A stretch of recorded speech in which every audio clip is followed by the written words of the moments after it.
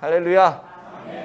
참 잘 나오셨습니다. 오늘도 하나님께서 예비한 은혜의 복이 여러분들에게 가득하기를 축복합니다. 옆에 있는 분들에게 축복합시다. 이렇게 인사할게요. 주 안에서 강한 자가 됩시다. 네, 세상은 하루하루가 변해가고 또 그 변하는 사회 속에서 또 우리가 위기적인 상황을 맞을 때도 있지만 우리는 주님 주시는 힘과 능력으로 그것들을 버티고 견디고 이겨내고 결국에는 승리하게 될 하나님의 사람이라는 것을 꼭 기억하시면서 믿음으로 승리하기를 축복합니다. 예전에 누군가에게 들은 이야기인데요. 금강산을 다녀오신, 금강산을 여행하고 오신 분이 금강산 그 가이드가 해준 이야기를 들려준 적이 있어요.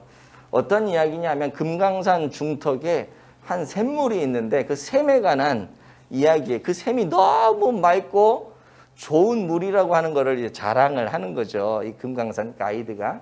옛날에 한 할아버지님이 계셨는데 이 할아버님이 금강산에 올라갔다가 너무 목이 말라서 그 샘에 있는 물을 벌컥벌컥 마셨대요. 그리고 잠시 피곤해서 옆에 누워서 자고 일어났더니 이 고령의 할아버님이 젊은 청년이 되어 있더라는 거죠. 그래가지고 자기도 깜짝 놀래가지고 이 물이 이렇게 좋은 건가? 해가지고 집으로 막 뛰쳐내려가가지고 할머니에게 여보 그랬더니 할머니가 이런 버르장벌이 없는 놈이 나를 한 대 후려치더라는 겁니다. 그러면서 그래도 그게 그럴 수밖에 없는 것이 새파랗게 젊은 청년이 와가지고 연세가 고령이신 그 할머니에게 여보 그러니 이런 버릇없는 청년이 어디 있어요. 그러니까 할머니 입장에서는 그렇게 할 수밖에 없었는데 할아버지 답답한 거예요. 여보 내가 당신 남편이야. 내가 당신 서방이라고. 한 대 더 맞았대요. 근데 도저히 이 할아버지가 얘기를 해도 할머니가 믿어주지를 않으니까 그냥 지게에다가 할머니를 얹어가지고 지게를 짊어지고 그 샘물로 올라갔다는 거죠. 올라가가지고 억지로 그 할머니에게 먹으라고 막 벌컥벌컥 막 이걸 마시게 했다는 거예요. 너무 좋은 물이니까. 그랬더니 어떤 현상이 나타났냐면 얼마나 많이 먹었던지 이 할머니가 아기가 돼버렸네. 그래서 청년이 된 이 할아버지가 아기가 된 할머니를 키워가지고 새색시에게 다시 장가를 들어서 한평생을 그렇게 살았다는 전설 따라 삼천리 같은 이야기를 그 가이드가 해줬다는 거예요. 여러분 근데 그런 물이 이 세상에 있겠어요?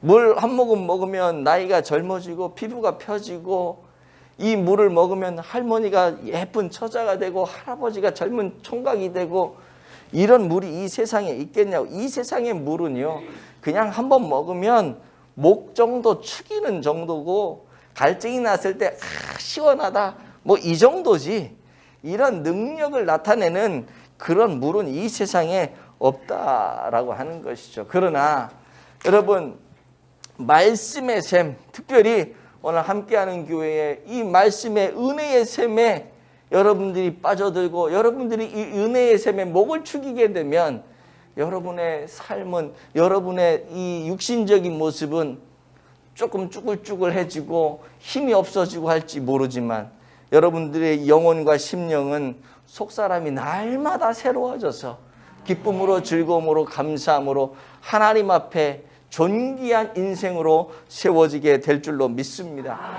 이 말씀의 샘에서 우리가 목을 축이게 되면 가정생활이 행복해지고 부부생활이 행복해지고 신이 나고 사회생활, 직장생활 뭐 사업을 하든 뭘 하든 하나님이 주시는 그 말씀의 은혜 때문에 신이 나고 진취적인 그런 기상으로 일을 하게 될 줄로 믿습니다. 뿐만 아니라 그런 사람들이 많아지게 되면 이 나라 이민족이 신이 나는 나라가 되고 이 나라 이민족이 행복한 나라가 되어지고 이 나라 이민족이 정말 하나님 보실 때에 존귀한 나라가 될 줄로 믿습니다.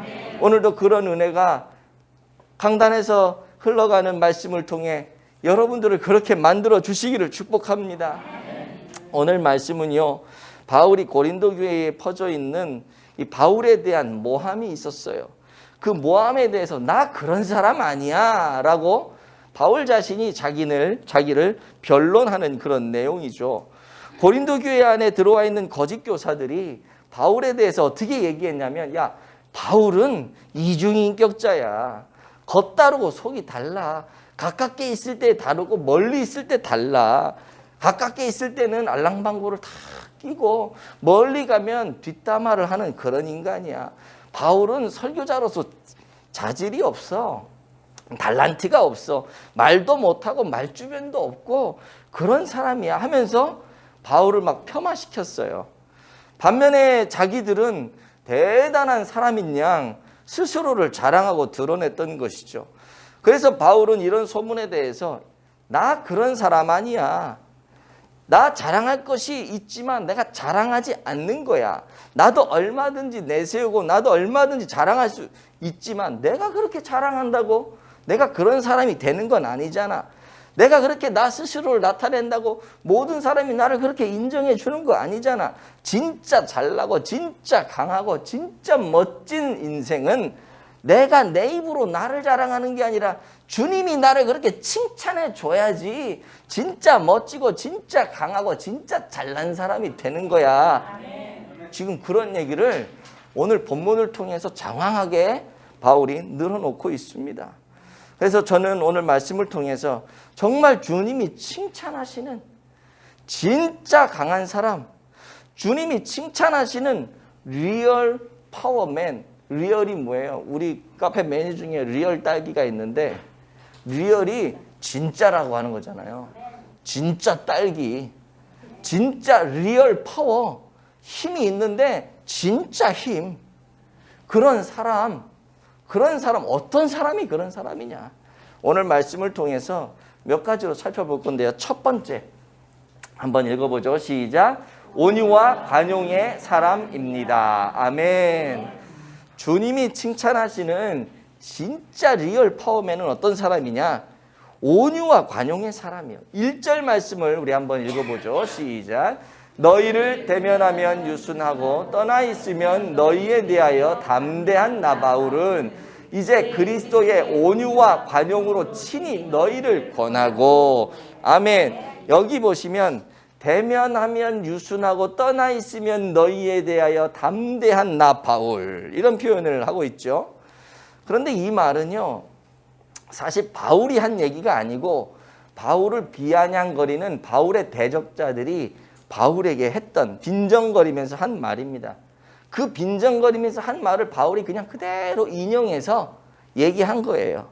왜 이런 빈정거리는 말이 나왔냐 하면 10절 말씀을 한번 보도록 하죠. 10절 시작. 그들의 말이 그의 편지들은 무게가 있고 힘이 있으나 그가 몸으로 대할 때는 약하고 그 말도 시원하지 않다 하니. 아멘. 여기 보시면 그들의 말 했잖아요. 그들이라고 하는 것은 바울을 대적하는 모함하는 고린도 교회 안에 있는 거짓 교사들을 이야기합니다. 그들이 무슨 말을 하냐면 그의 편지들은, 그러니까 바울의 편지, 바울이 쓴 서신들, 성경이죠. 그런 편지들은 무게가 있고 힘이 있다. 딱 글로 보면은 이 바울이 쓴 이 글이 되게 위험이 있고 되게 엄하고 격식이 있고 정말 바울이 되게 힘이 있고 날카롭고 뭐 그런 느낌을 받아요. 진짜로. 근데 그가 몸으로 대할 때는, 글로 쓸 때, 멀리 떨어져서 글로 쓸 때는 그런데 막상 고린도 교회 성도들을 와서 딱 만나고 대하고 나니까 몸으로 대할 때는 약하고 그 말도 시원하지 않다. 글로 표현하는 거랑 실제 그 사람을 만났을 때랑 완전히 느낌이 다르다라고 하는 겁니다. 겉에 글로 표현하고 멀리 떨어져 있을 때는 아주 단호하고 엄격하고 권위가 있어 보이고 그랬는데 편지로 딱 보니까 직접 만나 보니까 사람이 왜 이렇게 우유부단하고 사람이 물러 터졌는지 이렇게 한다 그랬다가 그렇게 안 하고 이런 모습을 보면서 바울에 대해서 이렇게 얘기를 한 거예요. 근데 바울이 그 사람들에게 이런 모습으로 비춰진 이유가 있을 거 아니에요. 그죠? 그 이유가 뭐냐? 고린도 교회에 대한 사랑이 바울에게 있었기 때문에 그런 것 아니겠습니까? 저도 그럴 때가 있거든요. 저도 제 자녀들에 대해서 되게 단호한 사람이라고 제가 생각을 하거든요. 제 자녀들에게 있어서 제가 되게 단호해요. 그래서 아이들의 모습을 보면서 막 속상할 때 그러면 제가요 제 아내에게 그럽니다. 여보, 내가 오늘 이놈들 뻔때를 좀 보여줘야겠어. 내가 오늘 진짜 내가 더 이상 내가 묵인하면 안 될 것 같아. 오늘 내가 손을 좀 쓸 테니까 당신 절대로 나 말리지 마. 나 말리면 나 어떻게 될지 나도 몰라. 나 절대 말리지 마. 제가 막 단호하게 이렇게 막 얘기를 하거든요. 애들 없을 때는. 근데 집에 들어가서 애들을 보잖아요. 그러면 내가 그렇게 안 해요. 나도 모르게. 그냥 그 아이들을 보면 내가 이 사람한테 했던 그런 얘기들을 다 잊어버리고 그냥 그 아이들에게 그렇게 못하는 거예요. 그 왜 그러냐면 그 아이들에 대한 사랑 아니겠어요? 내가 좋은 말로 얼마든지 이야기를 해도 알아먹을 만한 나이고 그리고 또 내가 저 아이들하고 같이 한 집에서 살 날이 얼마나 남았겠나 이런 생각을 하고 나니까 그런 얘기를 못 하겠는 거예요. 바울도 똑같은 거죠. 바울도 멀리 있을 때 고린도 교회 사람들의 그 신앙의 태도를 막 고린도 교회 안에 있는 문제들을 막 들으면서 이거 이러면 안 되는데 그러면 글로는 막 써. 이놈들 니네 그러면 안 된다. 내가 가서 내가 홍군형을 낼 거다. 막 이렇게 편지는 쓰는데 편지는 써놓고 막상 딱 오면 사람이 바뀌는 거야. 고린도 교회 성도들을 보면 그렇게 못하는 거죠. 그러니까 그런 모습을 보면서 바울을 비방하는 그 거짓 사도들, 거짓 교사들 이 사람들이 하는 말이 그거예요. 아니 왜 편지는 그렇게 써놓고 편지 쓰듯이 와서 혼을 내야지. 왜 편지는 그렇게 써놓고 혼도 안 내고 왜 이렇게 물러 터졌냐 사람이. 사람들에게 싫은 소리 들을까 봐 그러냐. 에? 야 그게 권위자의 자세냐. 그게 목회자의 자세냐. 그게 사도의 자세냐. 교회 안에 지도자가 하나님 눈치를 봐야지 성도들 사람들 눈치 보면서 그렇게 왔다 갔다 하면 되겠냐. 그게 지도자라고 말할 수 있냐. 그러면서 바울에 대해서 비아냥거린 겁니다. 그런데 바울은 그들이 이렇게 빈정대는 걸 알았겠죠. 그럼에도 불구하고 이런 태도를 취한 이유가 있지 않겠어요. 바울 안에 예수 그리스도의 사랑이 들어갔기 때문에 그런 것입니다. 사실 예수님 만나기 전에 사도 바울은 굉장히 단호한 사람이었어요. 여러분 잘 아시잖아요. 정말 남자다웠고 결단성이 있었고 칼을 뽑아서 막 휘두르고 난리를 쳤던 사람이 이 바울이었어요. 그 칼을 막 휘두르는 절정이 여러분 아시잖아요. 다메섹에 막 가가지고 예수 믿는 사람들 다 때려잡아 죽이려고 거기까지 막 사람들 다 데리고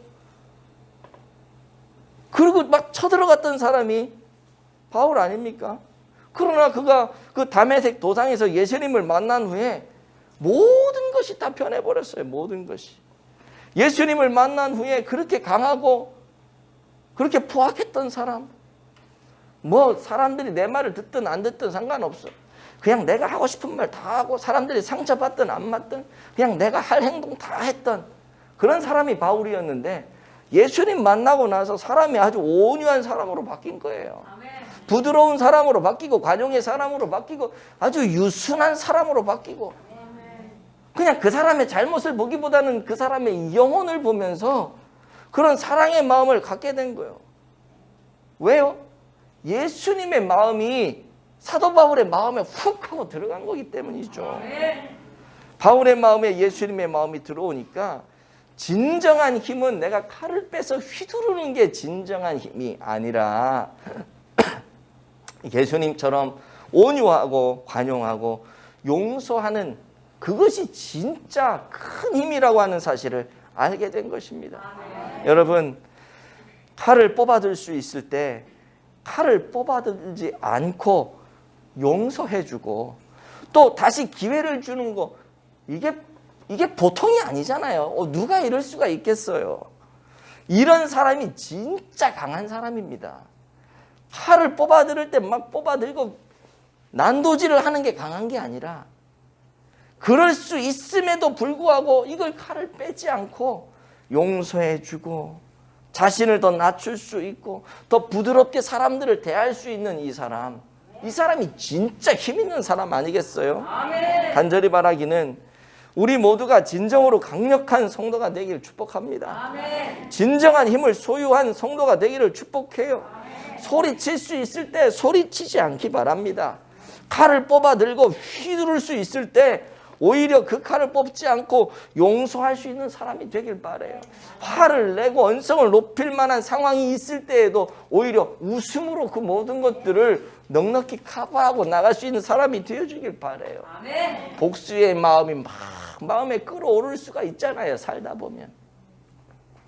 그러나 그럴 때일지라도 오히려 뭐예요? 복수의 마음을 넘어서 그 사람을 먹여주고 도와주고 쉽지 않지만 우리가 그렇게 된다면 그게 진짜 힘 있는 사람 아니겠어요? 그래서 우리 하나님 보시기에 진짜 강한 사람, 진짜 리얼 파워맨, 그런 사람이 다 되시기를 예수님의 이름으로 축복합니다. 두 번째는요, 어떤 사람이냐 하면 시작, 다른 사람을 인정해주고 세워주는 사람입니다. 아멘. 7절 말씀 한번 보죠. 시작. 너희는 외모만 보는도다. 만일 사람이 자기가 그리스도에게 속한 줄을 믿을진대 자기가 그리스도에게 속한 것 같이 우리도 그러한 줄을 자기 속으로 다시 생각할 것이라. 아멘. 자, 여기 보시면은요, 만일 사람이 자기가 그리스도에게 속한 줄을 믿을진대, 이 말이 무슨 말이냐면 바울이 지금 고린도 교회 그 성도들에게 얘기하는 거죠. 그 거짓 교사들도 다 포함한, 만일 사람이 자기가 그리스도에게 속한 줄을 믿을, 너희들이 지금 그리스도에게 속한 사람이라고 너희들 믿고 있지 않냐 얘기하는 거예요. 너희들이 지금 그런 사람들이잖아.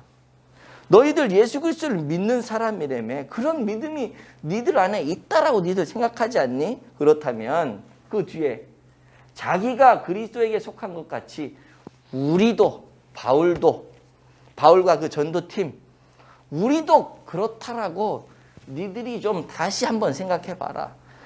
너희들만 믿음이 있는 사람이고 우리는 믿음이 없는 사람이냐?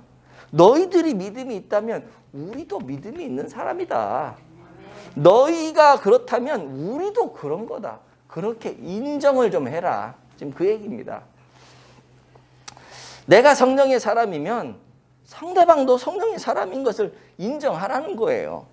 내 생각과 상대방의 생각이 다르다 할지라도 그 사람의 생각을 인정해 주라고 하는 것입니다.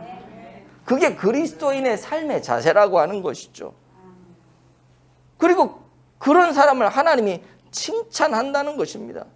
정말 하나님께서 칭찬하실 강력한 그리스도인은 그리스도 안에서 다른 사람을 인정해 줄 수 있는 사람이에요. 그 사람을 존중해 줄 수 있는 사람이에요. 내가 귀하면 그쪽도 귀하고, 내 아들, 딸이 귀하면 그쪽 아들, 딸들도 귀하고, 내 것이 귀하면 그 사람에게 소유된 그것도 귀한 것을 인정하라는 거죠. 이게 정말 굉장히 중요한 말 아닙니까? 사사기 11장에 보면 입다라고 하는 사람이 나와요. 근데 이 입다라는 사람이 암몬과의 전쟁을 하게 되는데, 그때 하나님께 이런 소원을 합니다. 하나님, 내가 이번에 암몬과 전쟁을 할 건데 내가 전쟁을 해서 이기고 돌아올 때 그 이기고 돌아오는 그 장면에 가장 먼저 나를 반기는 사람을 내가 하나님께 제물로 드리겠습니다. 이런 도박이 어디 있어요? 이런 도박이 어디 있냐고요. 내가 전쟁에 하나님이 주신 은혜로 승리해서 이기고 돌아오는데 그걸 기쁨으로 맞이하는 첫 번째 사람을 하나님께 제물로 드리겠대. 제물은요, 죽여서 드리는 게 제물이잖아요. 누가 나올 줄 알고. 입다 생각에는 그랬겠죠. 내가 이렇게 승전가를 울리면서 돌아오게 되면 우리 집 종들, 하인들 중에 누가 먼저 나와서 와 주인만이 뭐 하면서 할 줄 알았겠지. 근데 실상은 어때요? 누가 나와요? 자기의 무남 동료 그 외동딸이 나온단 말이에요. 나와가지고 아빠가 전쟁에 이기고 승전가를 하고 돌아오니 이 딸이 얼마나 기뻤겠어요. 그러니까 제일 먼저 나가서 속어치고 북치면서 막 환영을 한단 말이에요. 그때 입다가 하나님 딸에게 했던 말이 있어요. 사사기 11장 여기 나오네요. 시작.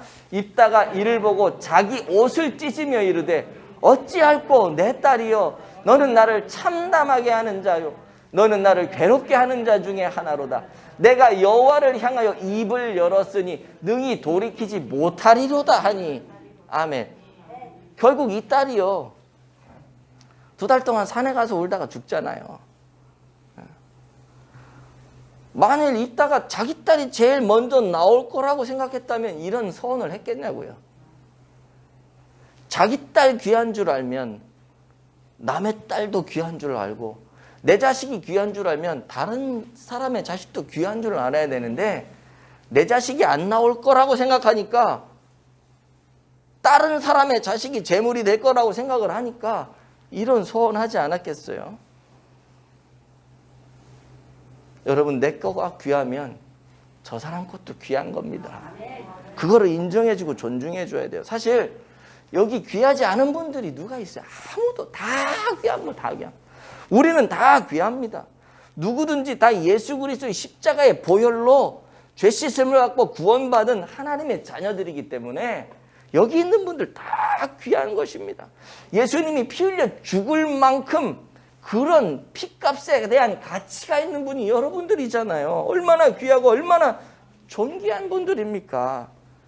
뿐만 아니라 저나 여러분 안에 하나님의 성령이 계시잖아요. 이 얼마나 귀한 분들이에요. 여기 어느 분 하나도 소외되거나 따돌림 받거나 할 분이 하나도 없어요. 다 인정해 줘야 돼요. 때로는 의견이 좀 안 맞을 수도 있죠. 생각이 다를 수도 있죠. 그렇다고 해서 그 사람이 존중받지 못할 사람은 아니라는 거예요.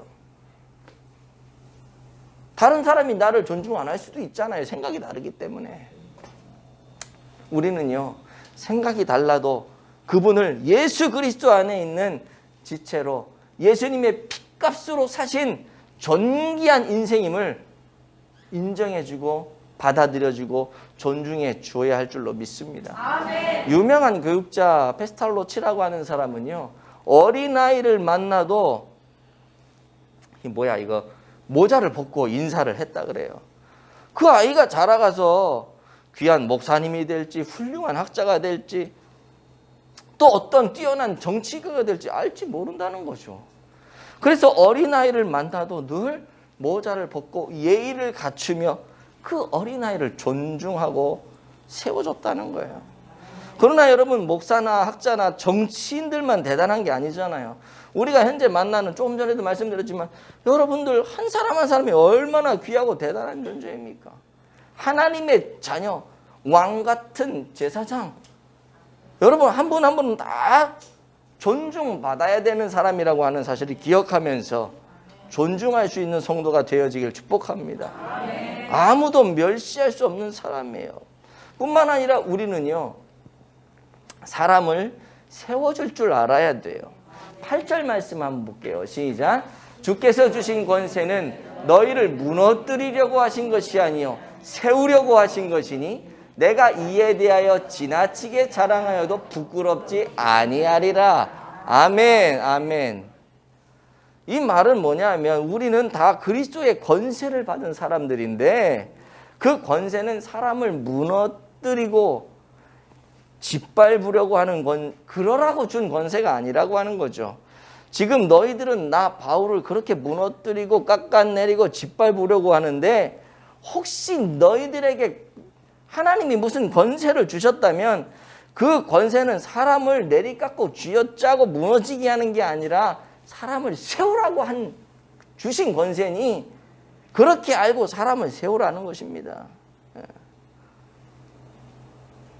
권세로 치면 나도 너희들보다 훨씬 더 권세가 있는 사람이라는 거죠.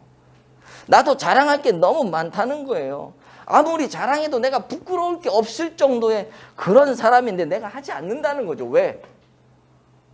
다른 사람을 세워주기 위해서 나를 내세우지 않는다는 거예요. 지금 바울은 하나님 앞에서 받은 강력한 힘과 권위가 있었음에도 불구하고 그걸 가지고 자기를 모함하는 그 사람들을 무너뜨리고 까부수고 내리깎고 원수가 없는데 사용하지 않았다는 것입니다. 사람들을 징계하고 벌을 내리는데 쓰지 않았다는 거예요. 사람을 넘어뜨리고 끌어내리는데 그 힘을 사용하지 않았다는 것입니다. 그는 그 힘을 사람을 세우는 데 썼다는 거예요. 여러분, 진짜 강력한 힘을 가진 사람은요, 사람을 무너뜨리지 않습니다. 진짜 강력한 힘을 가진 사람은 사람을 끌어내리지 않아요. 사람의 체면을 구기게 하지 않고요. 사람의 마음을 상하게 하지도 않고요. 그 사람의 입장을 난처하게 만들지도 않습니다. 오히려 어떻게 해요? 빌드업, 세워주는 거, 사람을 세워주는 거. 길을 살려주고요. 그의 입장에서 그 입장을 세워주고요. 그의 기분을 세워주고요. 이것이 진짜 강력한 힘을 가진 사람 아니겠어요? 여러분, 세상이 추구하는 힘은 파괴하는 힘이죠. 내가 힘이 있으면 저 사람 깎아내리는 거예요. 내가 살기 위해서는 저 사람을 죽여야 되는 게 이게 세상의 힘 아니겠어요? 세상은 이런 힘을 가지기 위해서 혈안이 되어 있어요, 사실. 그러나 그것이 진정한 힘은 아니라고 오늘 우리 주님이 바울의 입을 통해 말씀해 주고 있는 겁니다. 우리 주님은 진정한 힘에 대해서 진정한 힘은 세우는 힘이다, 살리는 힘이다, 이렇게 말씀을 하고 계신 겁니다. 혹시 여러분들 지금 어떤 힘을 갖고 계시는지 모르겠습니다만은 여러분들이 갖고 있는 그 일말의 작은 힘이라 할지라도 결코 그것으로 형제의 마음을 다치게 하는 일에 쓰지 않기 바랍니다. 아멘. 길을 꺾어 내리는데 사용하지 않기를 바랍니다. 아멘. 오히려 사람을 세우고 살리고, 여러분, 예수님도 우리를 살리시기 위해서 자신의 생명을 십자가에 버리셨잖아요. 그 강력한 힘이 있는 그분이요. 간절히 바라기는 여러분에게 어떤 힘과 권위가 있다면 그것을 그리스도의 덕을 세우는데 사용하시기를 축복합니다. 아멘. 교회를 세우는데, 가정을 세우는데, 사람을 살리는데 그 힘을 사용할 수 있는 여러분들 되시기를 축복합니다. 아멘. 세 번째, 시작. 하나님을 자랑하는 사람입니다. 아멘. 17절 말씀해 보시면 시작. 자랑하는 자는 주 안에서 자랑할지니라. 아멘. 고린도 교회의 거짓 교사들은 바울을 깎아내릴 뿐만 아니라 자기 자신을 엄청나게 자랑을 했던 사람이었어요. 뭐 살다 보면 저도 그렇고 여러분들도 그렇고 자랑할 수 있잖아요. 그죠? 뭐 우리가 자랑하지 않고 살아야 되는 이유는 없어요. 때로는 자랑할 수도 있어요. 그런데 그 정도가 아니라 이 사람들은 자랑을 해도 너무해. 오늘 13절 말씀 한번 볼까요? 자, 시작. 그러나 우리는 분수 이상의 자랑을 하지 않고 오직 하나님이 우리에게 나누어 주신 그 범위의 한계를 따라 하노니 곧 너희에게까지 이른 것이라. 아멘. 여기 보시면 분수 이상의 자랑을 하지 않는다. 누가요? 우리는. 근데 우리는 분수 이상의 자랑을 하지 않는데 그럼 분수껏 자랑을 한다는 거겠죠. 그죠?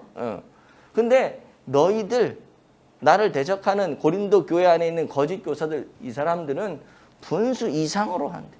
15절에도요, 우리가 읽지는 않았지만 분수 이상으로 자랑한다는 말이 또 나와요.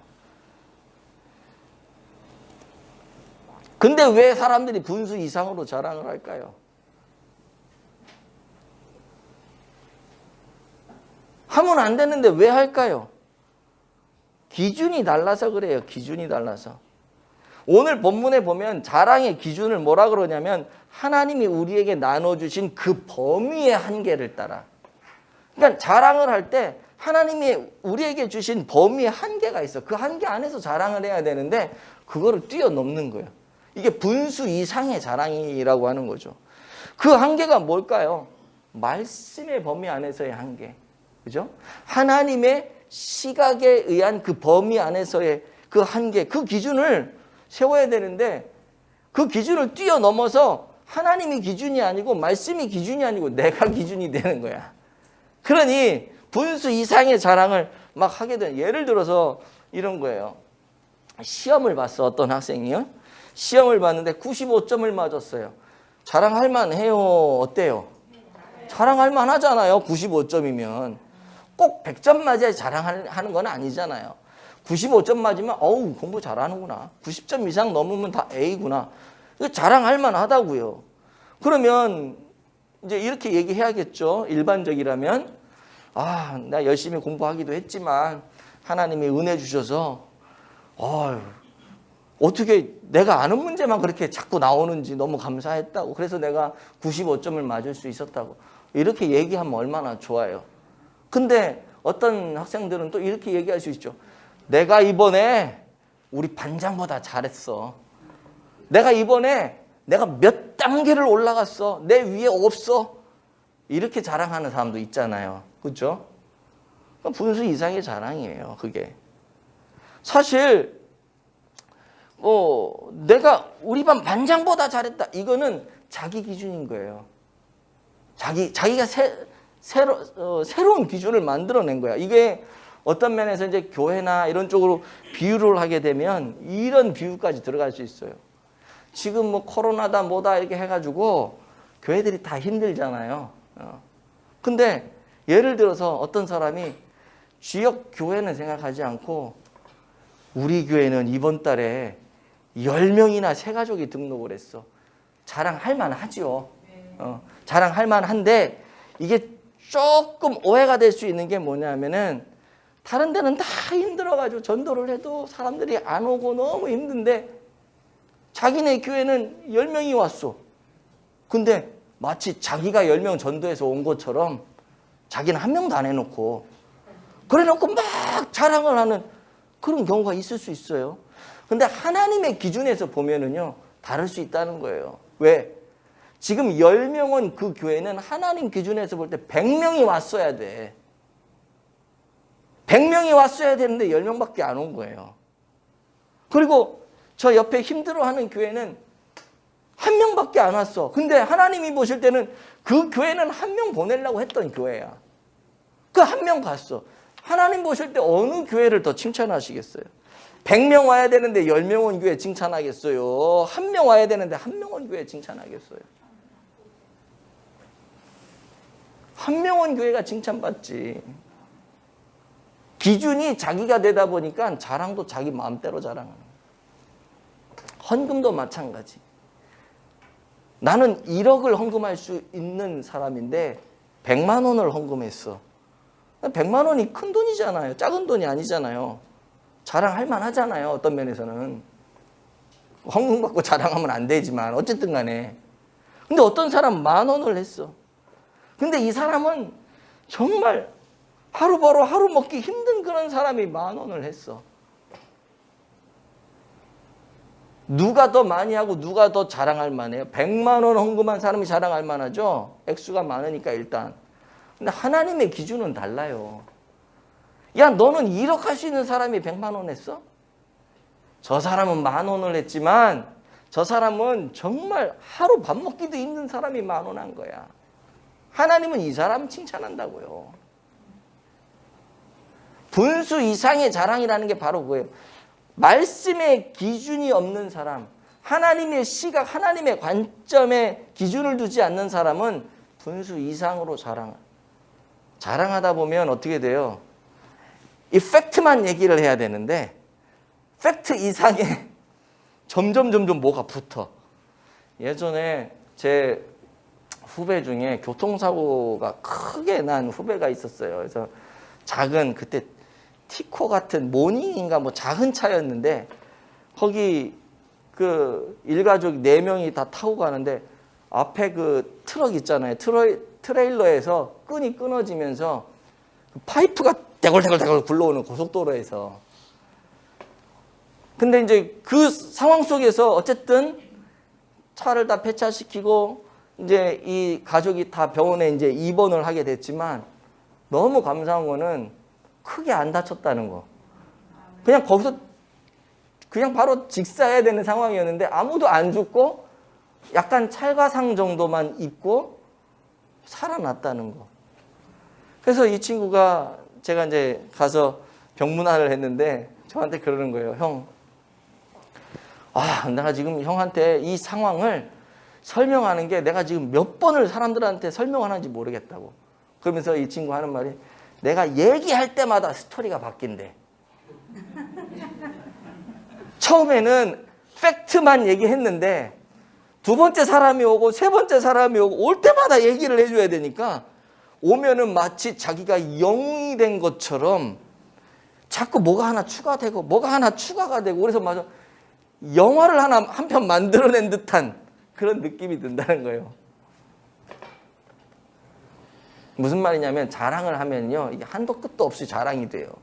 그것만 얘기를 해야 되는데 그 이상 것을 자랑하고 그러다 보니 다른 사람은 뭉개지는 거죠. 하나님이 그 사람 좋아하시겠어요? 바울이 얘기하고 오늘 성경이 얘기하는 거는 그런 자랑 하지 말라는 겁니다. 어떤 자랑을 하느냐? 진짜 자랑을 할 거는 우리 하나님을 자랑하라는 거예요. 내가 잘나서 이렇게 된 게 아니라는 거죠. 하나님이 은혜 주셔서 하나님이 보내주셔서 하나님이 해결해 주셔서 이게 된 거지 나는 아무것도 아니다라고 하는 거. 하나님을 높이는 거예요. 간증할 때도 그러잖아요. 내가 이렇게 했더니 이렇게 됐다고. 내가 이렇게 해서 이렇게 됐을 수도 있지만 설령 그렇다 할지라도 모든 것이 하나님이 하셨다고 하나님을 높여야 되는데 간증을 듣다 보면 하나님은 조금 나타나고 나머지는 다 자기가 주인공이 되어가지고 이야기를 듣고 나면 야, 저 사람 진짜 대단하네. 이거밖에 안 남아. 간증을 듣고 나면 야, 우리 하나님 대단하다. 이게 돼야 되는데 간증 듣고 나면 하나님은 온데간데 없고 저 사람 대단하네. 이건 간증 잘못한 거거든. 자랑을 이렇게 하면 안 되는 거야. 하나님이 드러나야 돼. 하나님이. 그러니 하나님을 높이면 하나님이 그 사람한테 가만히 있겠어요? 하나님이 그 사람을 칭찬하죠. 하나님이 그 사람 앞길을 열어가시죠. 그러니 그 사람이 진짜 강한 사람이 되는 거예요.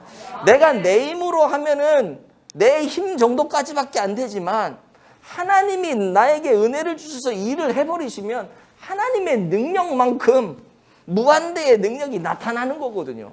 그러니까 그 사람이 진짜 강한 사람이 되는 거죠. 말씀을 맺을게요. 여러분 진짜 강한 능력의 사람이 되기를 원하십니까? 온유한 사람이 되세요. 관용의 사람이 되시고 용서와 사랑의 사람이 되십시오. 그리고 다른 사람을 인정해주는, 다른 사람을 세우고 살려주는 그런 사람이 되십시오. 무엇보다도 자랑할 것이 있다면 하나님을 자랑하시기 바랍니다. 주 안에서 자랑하는 것이 바로 하나님을 자랑하는 거예요. 하나님이 행하신 일을 자랑하는 거예요. 하나님께서 그런 사람을 칭찬하지 않으면 누구를 칭찬하겠어요? 하나님이 그런 사람에게 은혜를 주시지 않으면 누구에게 은혜를 주시겠어요? 하나님이 그런 사람을 강하게 하지 않으면 어떤 사람을 강하게 하시겠냐고요. 간절히 바라기는 저와 여러분 모두가 그런 하나님이 되셔서 하나님의 능력으로 날마다 리얼 파워맨이 되어질 수 있는 은혜가 있기를 축복합니다.